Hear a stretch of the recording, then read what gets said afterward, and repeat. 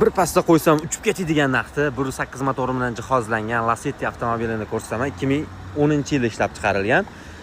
Xo'p, kraskalari etbetlarida qirilgan, chizilganligi uchun septirgan ekanlar. Hech qanaqa udari yo'q ekan. Oldi orqalari butun ekan. Ko'rib, proverka qilib, tekshirib, ovorasizlar. Balon holatlari yaxshi holatda, yomon emas. Shumkalari bor. Salon holatlari mana kondisionerlar ishlab turibdi. Pechkalari yaxshi qo'lda, metan gaz, o'zini zavodskiy maktofonida soat 402.246 km masofani bosib o'tgan.